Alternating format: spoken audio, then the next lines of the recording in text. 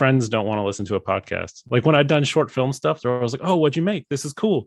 But when you're like, "Hey, I have a podcast," they're like, "Oh, don't ask me to listen, please." Hey Phil, how you doing? Hey, I'm doing all right. How you doing? Yeah, very well, very well. So if you start off about telling us why you started a podcast, what your podcast is about, and how you began your podcasting journey. Okay, it starts a long time ago. Like you remember 20 years ago when Texas Hold'em poker was real popular and it was on TV all the time. I was like, it'd be cool to have one of those tables with the cameras on it and make like a YouTube show or something.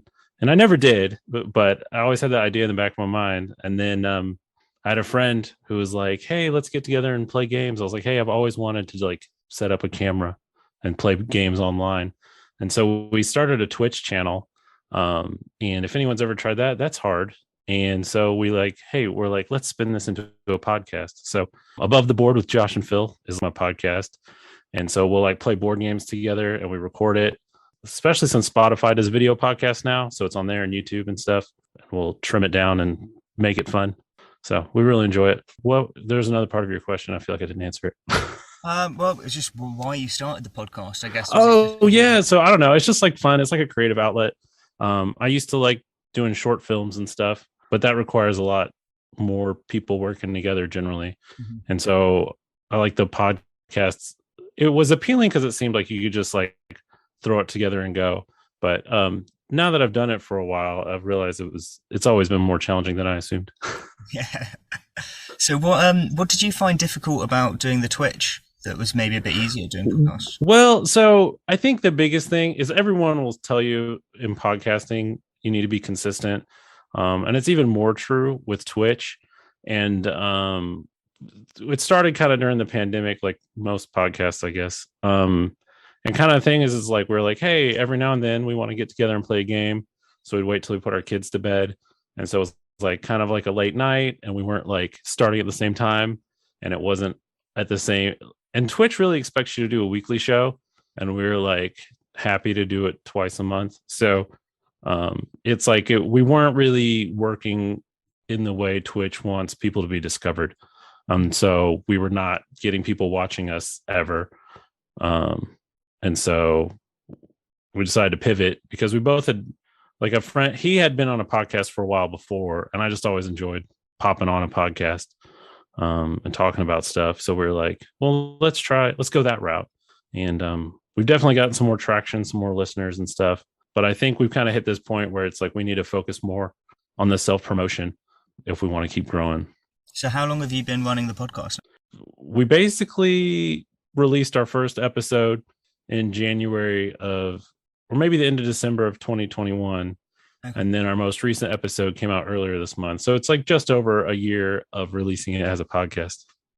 And you guys sound like long-term friends. Have you had any challenges doing it with a co-host, so to speak? No, because part of it is it's like we always just like talking about stuff together. And we found that a lot of people enjoy our conversations. And so we're like, hey, let's put it out there. So I feel like I ran into kind of the opposite problem of that. It seems like friends don't want to listen to a podcast. Like when I'd done short film stuff, they're always like, oh, what'd you make? This is cool.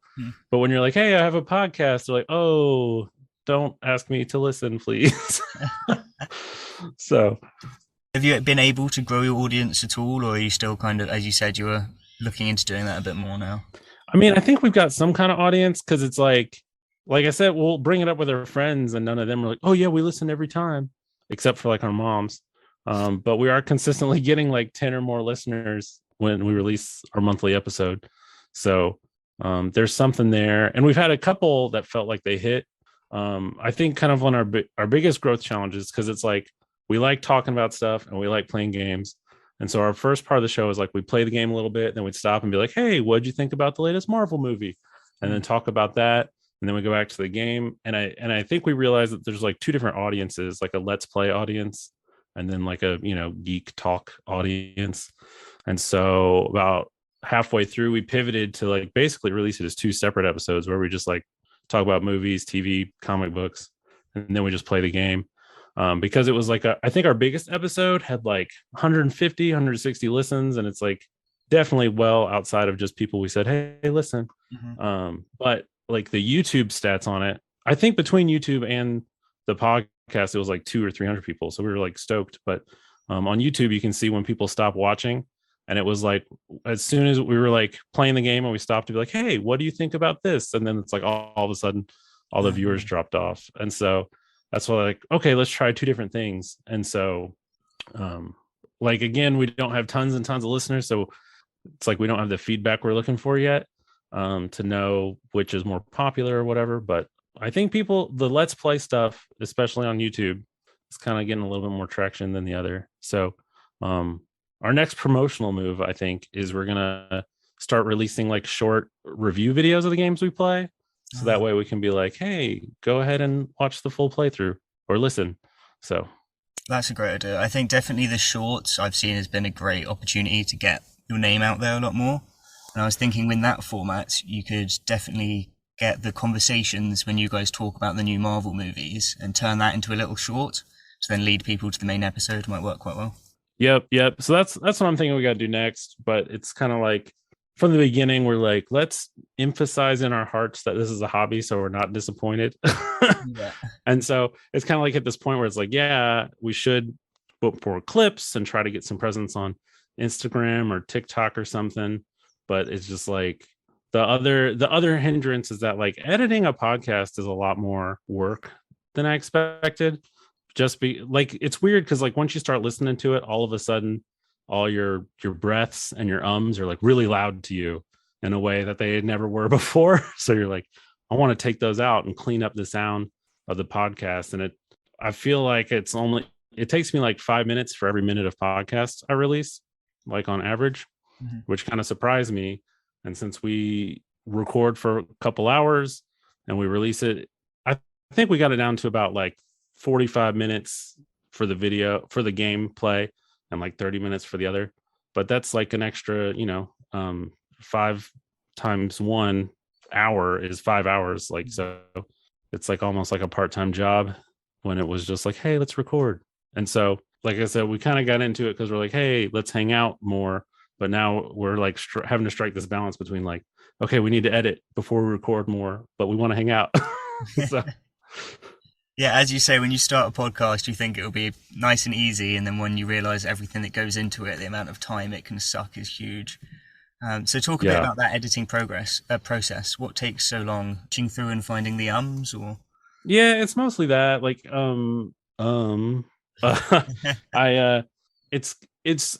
was weird because I never thought about it, but it's kind of like you're going to listen to the whole thing basically, right? So you can't spend less time editing than you have recording. So it's like if you just listen to it, your floor is already 2 hours if you recorded 2 hours. And then if you're making tweaks, because I want to do more than just ums. I'm a big fan of less is more. And all the time I'll talk about it, it's kind of like if I was going to grade everything that happened in the podcast, like second by second, and on average I'm an 8, but that would mean I have some 9s and 10s as well as some 2s and 3s. So if I can cut out everything that's below an 8 on average, that pushes my average to a 9, and then sounds even better. So I try to strip content out if it interrupts the flow. And I think one, I guess, downside to our format versus somebody else is that it's unscripted because we're playing through the game. And so I think if you're doing a scripted podcast, you can help yourself a lot by doing the pre-production work of writing your script and knowing what you're going to say, what you're not going to say. Because I've done some short voice recording things before, and those, like, it takes me a couple takes to get through it, but like my end result is pretty good. So coming with this like live format, I run into a lot of like, oh, we overspoke on each other, but one person says something that sets up for something funny later. So like, which part do I keep? And that's why the editing, compounds on itself, because I'll try to tweak it and then I'll re-listen to it and then I'll tweak it and re-listen to it because I want to make sure that one thing flows into another and that I can cut out some over talking when possible. And just to, obviously the goal is to make it sound good, but also kind of take out this stuff. Because especially I found when we're playing a game, sometimes there's those moments where it's like, so what happens if you do that? And we'll like pause and think. That's the other thing we're trying to do is the episodes we like the best, listening back into it, are like the less strategy heavy games. So even though it's like I love strategy games, the ones where we can more like get in character and joke about what's going on tend to be the more fun podcast episodes. So you play a new game each episode?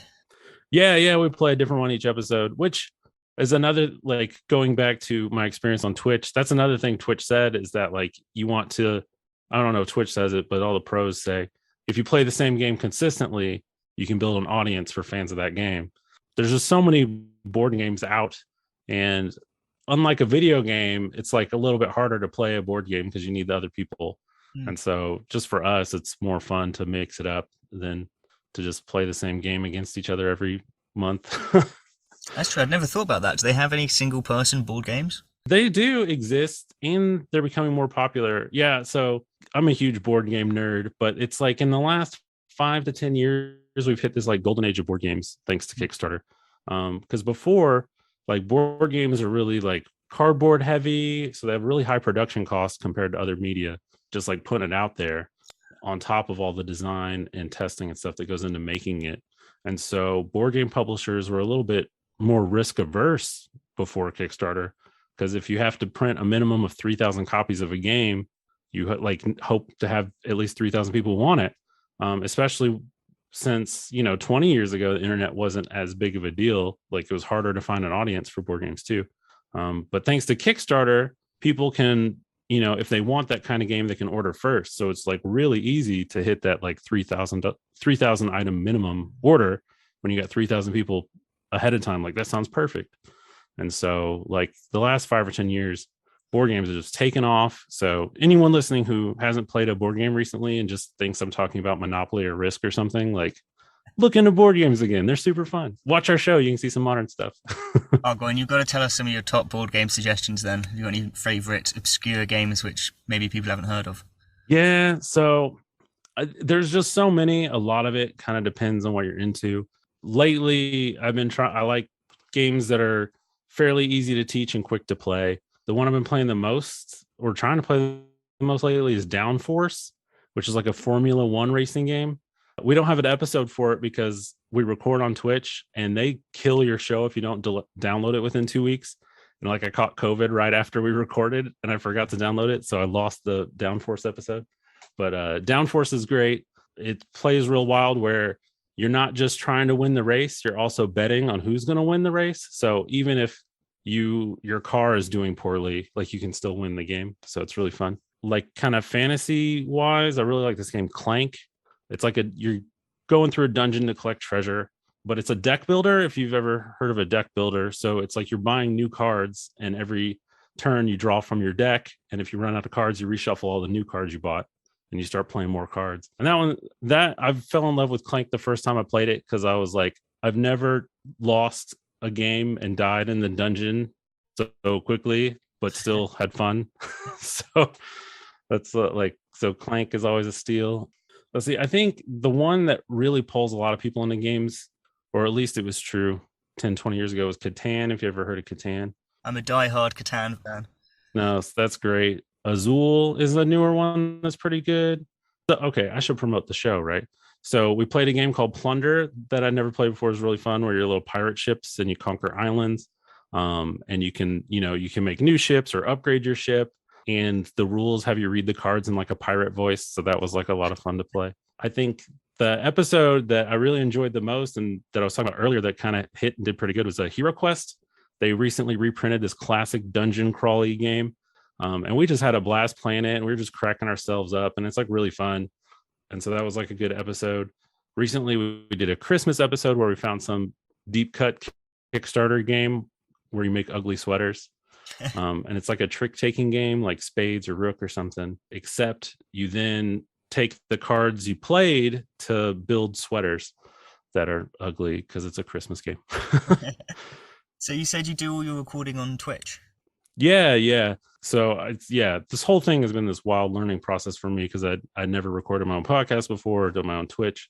But yeah, Twitch has this few programs you can do to start streaming. One of them is like you kind of position your screens around. And so usually, like, you'll turn on Twitch, someone will play a video game and their face is on it. And we've done something similar, except we've got a wide shot of our board game and we put our faces on it and got like kind of our logo website at the top, kind of tell people what's going on. Because we have had a few people stumble in, and those have been some fun ones. Pandemic's a newer game that's pretty fun. And we thought it was fun because this guy joined. He came on to like troll us or whatever, but we were kind of laid back, so we're just kind of laughing with him, and he like started ranting about how his ex-girlfriend was in love with Nicolas Cage or something, and it was just really funny. It enables viewers to be able to come on and listen to the show while you're recording it. Yeah. And Okay. so, like I said, not a lot of people do. I've got a good friend, um, who's been a friend my whole life, who is about on average our only viewer, but he's like super smart guy. He just got his doctorate degree in, I'm gonna say, dragons. I think he's got a more academic title for his degree, but it's just dragons. And so he's always like popping in with like weird, obscure information for us and stuff.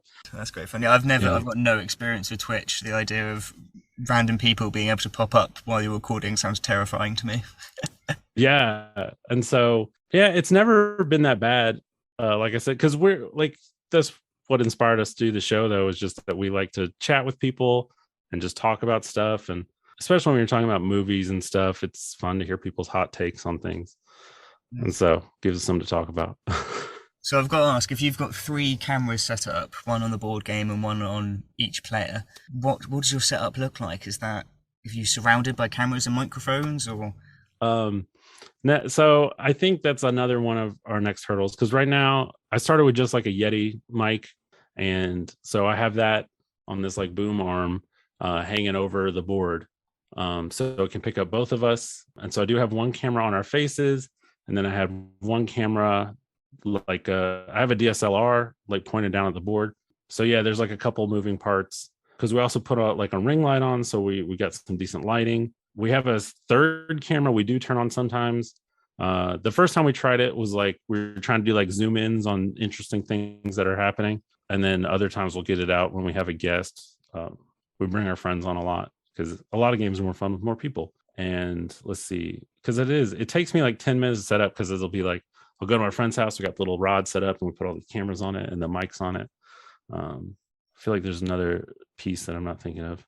Oh, so you're uh, playing different areas, so it's quite a portable sort of setup you've got. yep. um it's mostly just putting clamps on the table, but it's kind of a portable setup. And so that's why I'm thinking about my next move being getting some lapel mics. I think they'll be a little easier to set up, and we'll get a little better sound out of us moving around playing a game. And because I can't decide, so everyone listen to my show and give us some feedback. But is the sound of dice hitting a table, does that make the show more fun or less fun? That's exactly what I was just thinking. I was thinking, is that going to add a nice element to it, or is it going to be distracting and a nuisance? Yeah, I don't know. Yeah, so it's like right now I basically want more listeners, just so I can hear what people think about the show, more so than just personal fame or anything. Because that is one thing. It's like from a production standpoint that I'm trying to become more aware of and think about more, is that well, like a normal thing to do in a board game is talk while you shuffle the cards. But and so it's one of those tensions that we have where obviously we're not going to stop talking while we're shuffling cards, but like when should those be in the show? And that's what I was talking about earlier about editing for content, right? If we say something that's just like, oh, that's glad you went to the zoo yesterday while we're shuffling, I want to cut it out. But sometimes it's like good stuff, but it's got the like kind of while we're speaking. So that's why I was thinking maybe lapel mics. That is kind of the biggest thing that I didn't expect going into it, is just like there's so many moving parts into recording and editing that I don't know. I'm glad no one told me ahead of time, because like most things, it's better to just try. It's So the best way to learn, is just to dive in and yeah, learn as you go. yeah. Definitely. So just before we wrap up, we're coming up on time. If you have any top 3 tips for any people who are thinking of starting a podcast, I always like to ask our guests if they have any tidbits of wisdom they'd like to share. Oh yeah. Like my first, like I just said, is just to try. I mentioned that like 20 years ago, I thought about setting up a poker table with cameras in it to do a YouTube show. But like 20 years ago is when you could be a surprise hit on YouTube, like I could have been poker table guy on YouTube if I'd just done it. So that's like my number one, just go for it. And follow up, my number 2 would be like, be ready to like first pancake and just let it be a mess. I'm even though we started like with the Twitch show, we learned a lot and adapted to that and pivoted to a podcast. And like I said, even then, after doing 5 or 6 episodes, we've like redone our format. And it's almost like if you could afford to just like do a 10 episode podcast run of something you don't care about, and then try your real podcast. And then I guess the other thing is, if you want to grow, you got to do the social media stuff, because most of our growth has come from that. Like the episode that was talking about Hero Quest, where we had a lot of random listeners, it's because I went to the Hero Quest Reddit and was like, hey, here's us playing the game. And so when you're ready to grow, that's kind of the next move. So that's a tip for me as well as you. Was that the promotion you did was on Reddit? Yeah, I didn't like do a paid promotion or anything. It was just like, there's a Hero Quest Reddit. So I went into there and was like, hey, here's the episode of me and my friend playing this game, since you guys are always looking for playthroughs. And so, and that, like I said, that's the one where we got the most views and listens and things like that, even though my stats say they didn't finish. It's like I could definitely see the impact that there were people trying it that hadn't tried before. That's interesting. I've had a few people come on the show who have said the exact same, that posting on subreddits linked to their topic of their show has had some good results. So that's a good tip for sure. Yeah. For sure. Okay, great. Well, just before we wrap up, if you let everyone know where they can find you and your show, that'd be fab. Yeah. So as a podcast, we did that thing where we try to put on all the platforms we can. So you can just look for Above the Board with Josh and Phil wherever you listen to podcasts. Like I said, since we are playing board games, you might like it on Spotify or YouTube, since we have video to go with it. But it's definitely more for listening, so you can have it on the background. So don't stress about missing anything. We did make a website, abovetheboardpodcast.com, and we try to get all the links there together for you, so you can sort it out that way if you want. Amazing. Well, great. Thanks for coming on, Phil. Man, thanks for your time, Charlie. I appreciate it. Cheers. Have a good day. Cheers. You too. Thanks for listening to this episode of the Podcast for Podcasters podcast. If you'd like to be a guest on the show or have any suggestions for us, you can contact me at charlielatham5@gmail.com. That's charlielatham5@gmail.com. Before we go, I'd like to thank the sponsor of our show, Podcast Man. Podcast Man takes the pain out of podcasting production, so you can spend more time meeting guests, having interesting conversations, and doing what you love. Find out more at podcastman.co.uk. Have a great day, everyone.